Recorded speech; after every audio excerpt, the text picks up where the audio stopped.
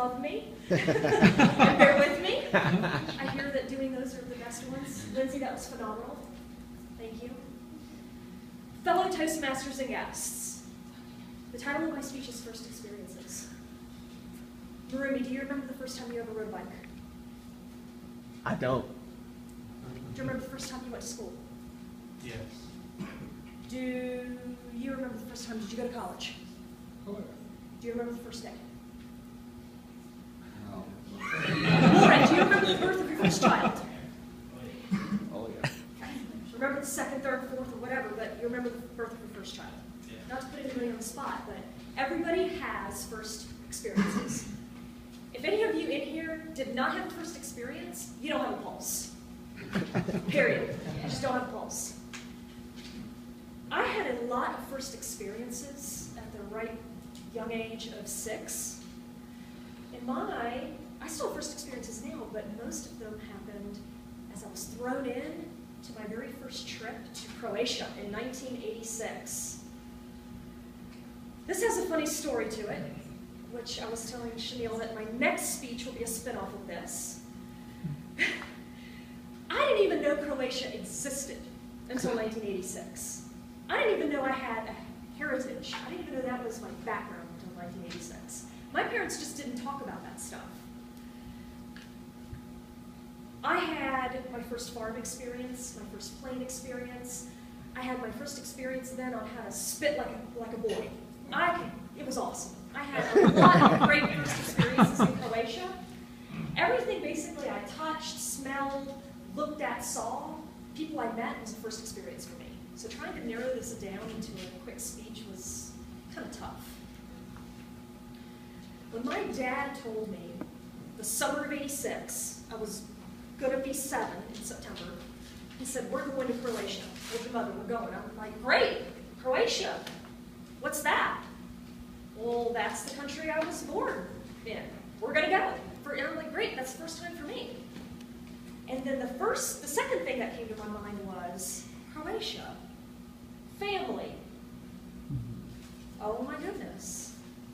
I have other family related to me that are different from these dysfunctional, weird bastards that I live with here every day of my life. I have more meaning to my life other than these crazed people that I cohabitate with. Oh my God, I'm adopted. I knew I was adopted. This is my sign that I was adopted. I can't wait to meet these people. I'm so excited.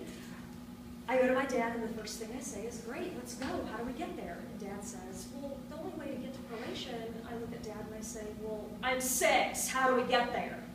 "Well, by plane, of course." First experience on plane. I don't know who has ever flown on a plane for the very first time or if you can remember it, but obviously my time was when I was 6. My parents never really prepared me for this. They actually told me nothing about a plane or what the flight was going to be like, so I had no experience whatsoever. Getting ready for the plane flight. My mom didn't want us to go. So this was my mom's version of preparing a 6-year-old for her first flight. "Well, you know, Diana, you just be careful on that flight over there. I'm gonna be praying for you every day and all those hours it's gonna take to get over there because I don't wanna pick your and your father's charred, burned, disintegrated bodies out of the Atlantic Ocean. Have fun." Thanks, Mom. Never been on a plane, don't really know what they do, and I don't know what death is. Thanks. My dad just tried to pump me up and say, "Oh, it's going to be great, don't worry about it." Still had no clue. But by the time I was getting ready for my first plane flight, I got the gist that I think I need to be scared. We get there, we get in the plane. I'm looking at it and I'm thinking, oh, great, we're in this really small, tiny, tin can confined, cylindrical, metal, suicide sardine can. Oh, geez, this just wasn't what I expected it was going to be. And then it goes up really fast. And then the next thought in my mind is, what did you think it was going to do? I had no idea that the plane was going to go anywhere but up. I don't know what my 6-year-old brain was thinking. But we get up in the air, nothing what I expected, in a suicide can. And the next thing I ask my dad is, are we there yet? No, we're not there yet. It's going to take 8 hours. We make it alive. I cried a lot during that first plane flight. For some reason in my little 6-year-old brain, I convinced myself that every time my dad would go to the bathroom, he would somehow get sucked into that drain that goes out the toilet and into the midair. I just cried a lot on that plane flight. We finally get there, jet-lagged, exhausted. I meet all these people. They're like lined up like they do in soccer when they're going to do penalty kicks. And I've never met these people before. And I'm thinking, oh, great. I have all these aunts and uncles and cousins and people I've never met in my life. This is going to be fantastic. I'm jet-lagged. I'm exhausted. I'm goopy-eyed. We go to bed. And then when we get acclimated a few days later, I finally take in where we're really at. And it's my grandparents' working farm. They have chickens, pigs, goats, cows, everything that you picture would be in a normal farm. I never had animals growing up as a child. This was a smorgasbord for me. I didn't even have dogs or cats growing up. So I would play with the chickens, chase everything. I'd pick up chickens, they'd peck me to death until I bleed, but I didn't care because I had stuff to play with. They even had 2 dogs that were working dogs on the farm. They were named Mickey and Chucky. They became my friends, and I'll explain in a minute. So this was fantastic. Never been on a farm, never had all these animals, including metal rabbits, to play with. This was fantastic. We spent an entire summer there from June to September, so we lived there for practically 3 to 4 months. Toward the end, it was somebody's birthday, and I can't remember, some uncle, some aunt. We had so many, I can't remember. I was 6.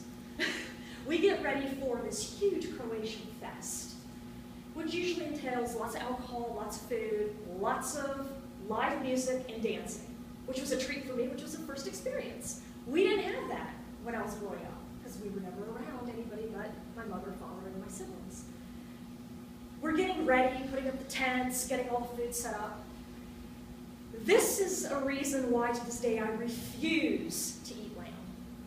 All of a sudden, I'm playing near the pigs or something, and then I hear this horrible, earth-shattering, screeching noise. I mean, it's something that I've never heard ever in my life.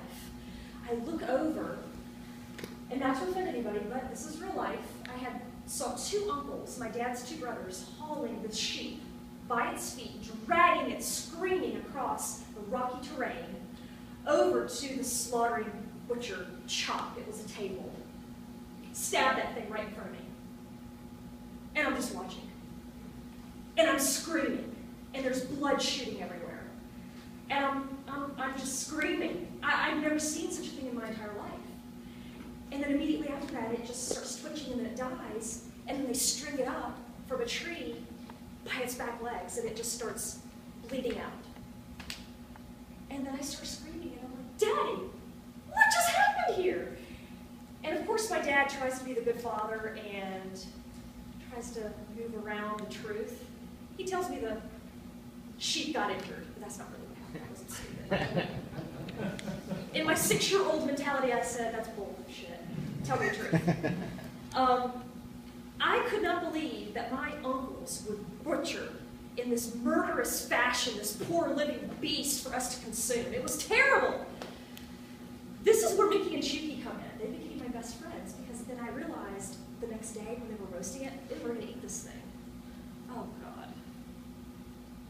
We're going to eat this thing? I never had lamb before. But remember when you guys were kids, and I know this all happened to everybody, I'm going to go over and I apologize. Your parents would force feed you like a little mama bird, well, mine did. Stick the food whether you wanted it or not. Well, that's what my dad did with this lamb. He's like, you need to eat. I was a very picky eater. Eat.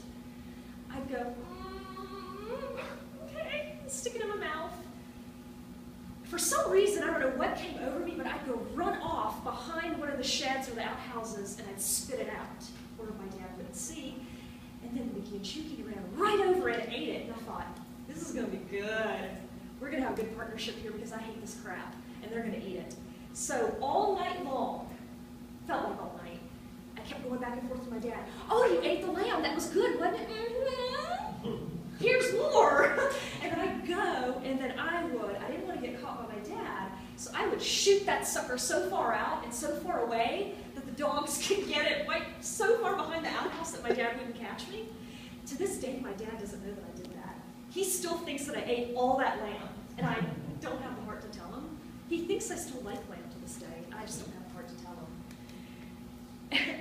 Everybody has first experiences, but boy, was I thrown in cold turkey in Croatia. Looking back, I had tons of wonderful experiences. But I guess I'd rather be thrown in cold turkey and kind of just get used to the culture. I'd rather do it at 6 than 26. I still had culture shock back then. But it was easier at 6 than 26. I see it in such a different light, in a different set of eyes at 6 than I would have at an adult age. So everybody has first experiences. Some are different than others. But you never forget your first experiences. That's what's awesome about it. And another thing that's really awesome is that you continue to have them every day you live. Maybe not every day, but they happen quite often. And you always remember the first time something really fun or something really memorable happened. Again, I'm glad it happened at 6 at 26, because when I went back in 2010, it didn't bother me at all. I was shoveling food like a cow, and my husband and dad were getting sick from all the changes. So, you know, you live and you learn, but first experiences are things you don't forget. Thank you. Madam President.